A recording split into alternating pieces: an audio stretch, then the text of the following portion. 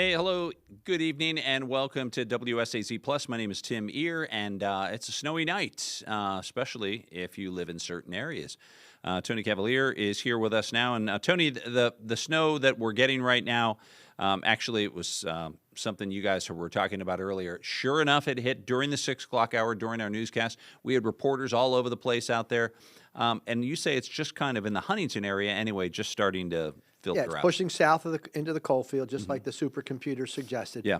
The temperature's been above freezing much of the evening. So what happened was Okay. the snow fell hard enough to overcome the melting. Oh. So rather than melting and not accumulating, the snow only partially melted. You put down a nice slush cover, and you wound up, at least in Huntington, with I'd say close to half to an inch of snow even on the road. Wow. So, and I think a lot of people might be surprised by that because they were thinking like, oh, we've had the worst of it. But we have to remember, it's only early February.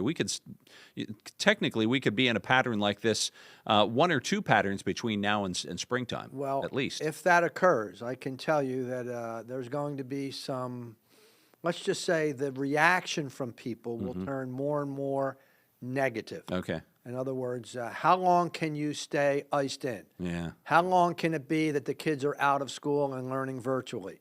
Just think back to the pandemic in 2020. Yeah. When our kids were 2020 into 21, our kids were star crazy, staying at home, trying to learn on a Chromebook. And so we certainly have that potential because we're only halfway through meteorological winter. Yeah. When you talk about meteorological winter, describe for people what exactly that means. Okay, well, the three coldest months of the year are December, January, and February. Okay, so we look at December 1st as the start of meteorological winter. Okay. You look at, and calendar. Our friends on CTV look at the calendar and say, oh, no, it's December the 20th. Oh, yeah. It's, 23rd, it's a 3-week lag. Yeah. And, of course, we can have snow into the month of April. Yes. So we are, you might say, halfway through the winter season. Okay. Yeah, halfway through the winter season. And guess what? Guess what happened tonight? I finally got to use it. What's that? Snowblower. Oh, okay, yes. Got to use the snowblower. I think you're going to show video of that tonight, aren't you? Well, yes, we are. I have video, actually. Keith was out there with me, and I said, Keith, you got to get us. So this is what it looks like. Folks, it reminds me of the saying, little boys with their toys. Yeah. There we are. So about an inch a half inch on the sidewalk, inch or a half inch or an inch. And of course, go up into the hills, up to Huntington Museum of Art.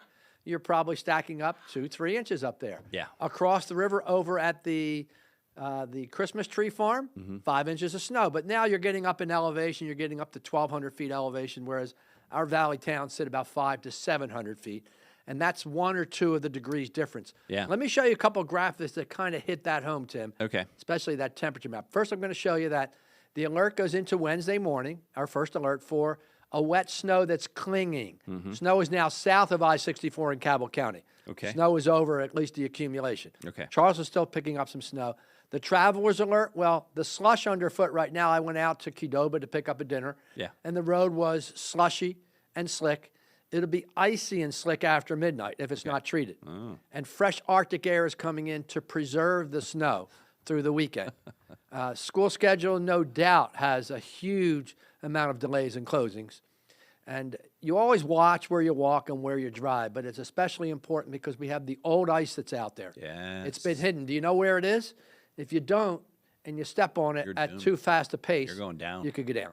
Yep. Okay, so the solid ice will return. Now, show you a couple other graphics, our Huntington weather cam, and downtown, the visibility. We had these big silver dollar snowflakes there for a while that were rapidly trying to accumulate. Yeah. So you've got a job to do. Here's my recommendation. After the snow stops, I would go out and clean your car right now or right this evening. Okay. Because by morning, we're going to be dropping deep down into the teens. So right now, the near 30-degree temperature, Chillicothe to Athens. It's a very comfortable snow. If you wanted to go out after you see this broadcast, or even into the midnight hour, for a walk, it's a very pleasant walk in the snow tonight. Yeah. No I didn't wind. even have gloves on tonight. I was out there with that snow blower. It was It's nice. just a very comfortable, and Yeah. the temperature still, even at Charleston at 32, that's up at Yeager Airport, and the dew point's 32. That is not a freezing 32, okay, when the dew point's at 32. So you're basically looking at a wet snow that has clung to above ground level surfaces, and where it snowed quick enough, okay, the sticking overcame the melting, and you've had a slushy accumulation. You can see into the coal fields, we're still above freezing. Yeah. And in fact, the 1 to 3 inches in the purple area with 4 in the hills has already occurred. Okay, so the snow is basically in the area that I've hatched in that oval for a coating to 2 inches in the coal fields. Okay. And your roads will get slick as the temperature falls tonight. Note the Doppler radar. Where's the snow in Huntington's regard? It's south of Huntington. This whole thing is sliding to the south. So Charleston still has some snow, especially from around, we'll say around the Kanawha State Forest, south down toward the Neck in Kanawha County, down toward Kanawha Falls and toward Montgomery. You can see the deep blue smears of snow at the rate of a half to an inch an hour. So Madison to Fayetteville, Madison to Louisa, Yeah. and just south of Wayne is where the steadiest snow is. Okay. And now Sandy Hook down to West Liberty, Kentucky and West Virginia coal fields picking up on the back edge of this snow. And so you will likely pick up a coating to 2 inches here in the next few hours. The green, which is the rain, has now been suppressed off to the south. So what's left is snow and cold weather. Let me show you the planner, midnight through 5 in the morning. These are Huntington temperatures, okay? So it's a tad higher or a little slower in getting cold in the coal fields and much colder in southern Ohio. As far as the forecast, 8 a.m. tomorrow morning, an icy start. I'm going to post 24 Charleston, 22 Huntington. Let's post 17 in Jackson, Ohio. So the temperature's falling. We're only at 29 midday and 32 at the end of the day with a cold wind. We will get some sun penetrating the clouds, so we'll be able to start the nightly process of thawing and refreezing through the weekend. And now you're talking about, of course, last week we had the thick ice out there. Some of it's still out there. Yeah. But now you're talking about a black ice alert every single night It's going to be a problem. into next week. Yeah. Speaking of next week, 7-day forecast says it best. Look ahead to Tuesday. Yeah. After a 20-degree start in the morning when we have black ice, we hit 47 in the afternoon. But before then, Wednesday through the weekend, daytime temperatures 20s and low 30s, overnight lows in the teens. And folks in Ohio will tell you, Tony, you've been saying teens, and it's been near zero there for 5 nights, ending on Tuesday or Monday nights. So Ohio, you'll easily get to 8 or 10 on many of those. What causes that? I mean, they're so close to us. Thicker, they've had a thicker snow cover. Okay, so that blanket of snow. Blanket of snow has been a big issue. And the colder air has just been 20 to 40 miles farther west and north than Huntington. Okay. That's the bottom line. Okay. So there is thick ice on streams. Yeah. You were telling me a story about up in at the old Three River Stadium. Yeah. What's going on up there? Yeah, rivers are frozen. We have the Mon, the Allegheny, and the Ohio, the confluence. And at the confluence, which is the widest part where all 3 rivers come together, where the stadiums are located, people are out there walking around. People are on some of the smoother parts. People are skating. They're out there with their families because, they're making memories that these kids, it may be the only time in their lives they see this. I mentioned earlier this week, I don't know that this is a 1 in 50 year event here. It is up in Pittsburgh. Yeah.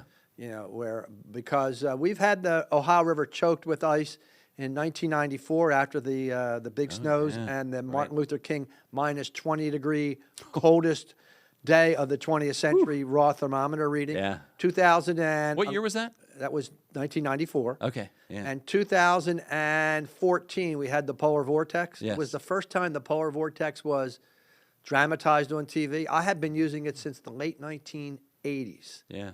But it caught, I finally think we talk about it. it finally caught on, and you know how it is in this business when you have a bomb cyclone like we talked last week, or the polar vortex. Yeah, those are the buzzwords. The media runs with it. Yeah. And 2014 we had a polar vortex that clogged the river with ice. But what I saw yesterday when I was reporting down there, I was pretty darn impressed. And when it comes to ice, I don't impress easily. Do you think we could ever have a wintertime derecho? That would be impossible. Well, let me go back. If you get a warm winter, you can have.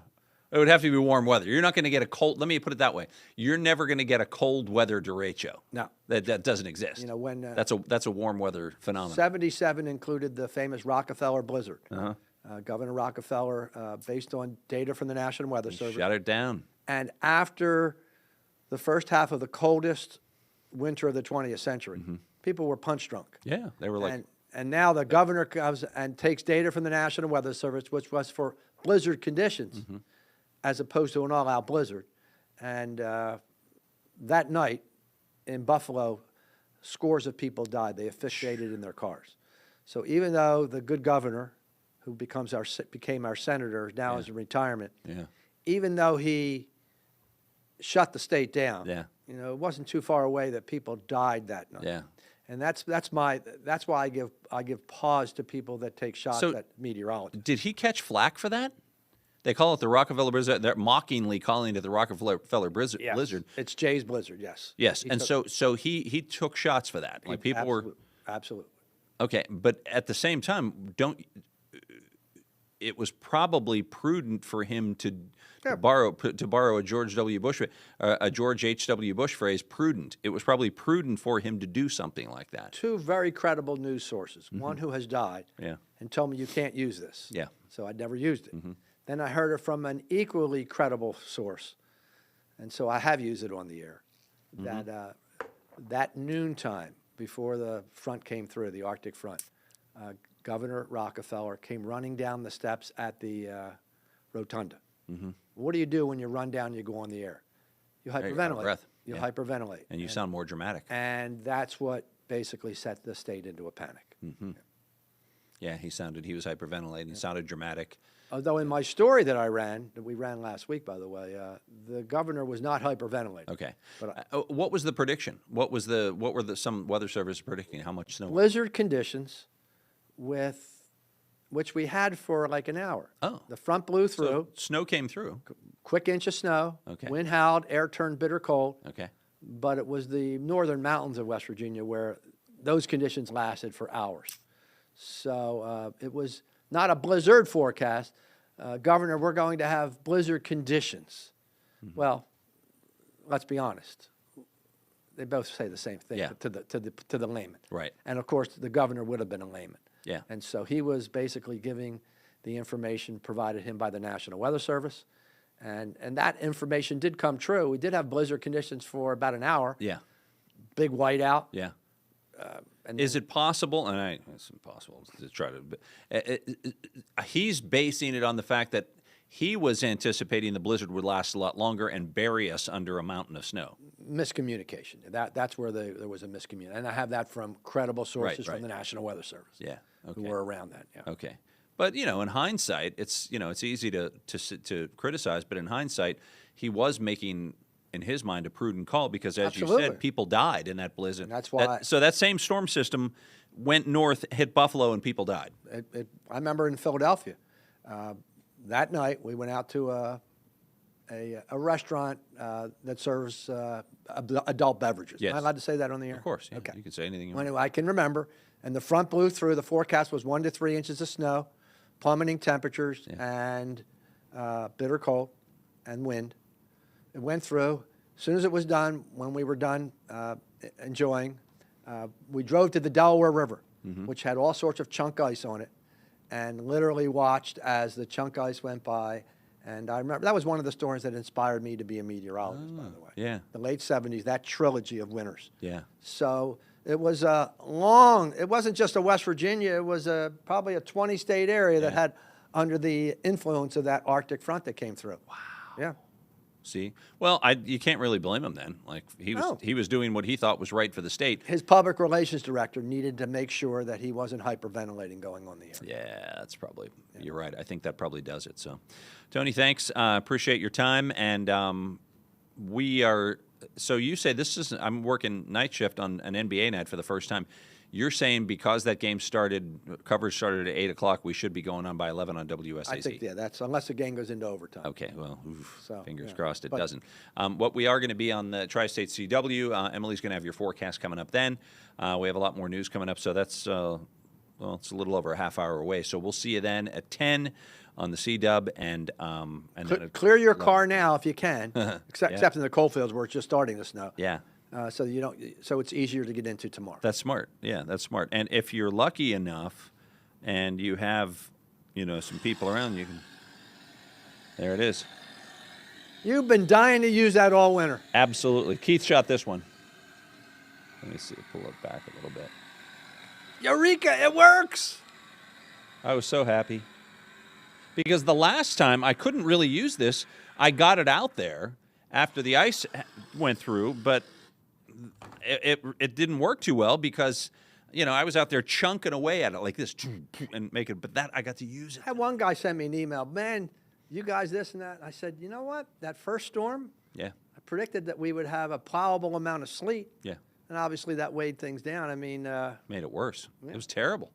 Yeah, anyway. I remember that. It was that was. Anywho, that was something. And then the way the cold, and then if anybody said, "Oh, it's no big deal," well, try driving in it, try walking in it over the last week or so, especially in an area where it hadn't been cleared, driveways, parking lots. The night before that event, I just went into our conference room where I drew up the diagram. I showed you how to shovel your, I said, hire a kid for your back if you can't, you know, because I had a textbook way to get rid of the snow and to avoid the deep freeze up. Right. I went out that morning, got up around 11, went out, and I did 2 shovels worth. I said, 1, I don't want to break my back. Yeah. 2, I am a middle-aged or older man. I'm not going to have a heart attack. Heart attack, yeah. So that has laid on my sidewalk for 10 days there. Yeah, yeah. I was aggressive and cleared a path along the sidewalk, single path. But with your blower, no, I not used with a a shovel. Yeah, I used a You shovel. Pushing. Oh man, it was so just moisture laden. And then at a certain point, I was like, well, I'm going to try this snowblower, and it didn't. It's kind of like I said, it kind of. But it was heavy. It was really, really heavy. But I had to get at least something single out, a single layer. So I got it out, but then the rest of it froze solid. It's still there. Still there. Yep. And be careful walking on the old snow, which is ice underneath. Yeah. And there will be a thaw next week. We'll go 40s. Yeah. Then 50s. And we'll see. Bottom line is next week we will be able to get rid of things. And hopefully we get rid of it without much rain. Yeah. So we don't have a flood. That's true. Yeah. And through it all, Jimmy will still wear shorts. I've got work. I got a 10 o'clock live hit out in the snow. Adios, amigo. Hey, thanks for being part of it. Appreciate it. Muy bien, senor. So, join us at 10 on the Tri-State CW and 11 o'clock on WSAZ. We will see you then. Have a great night.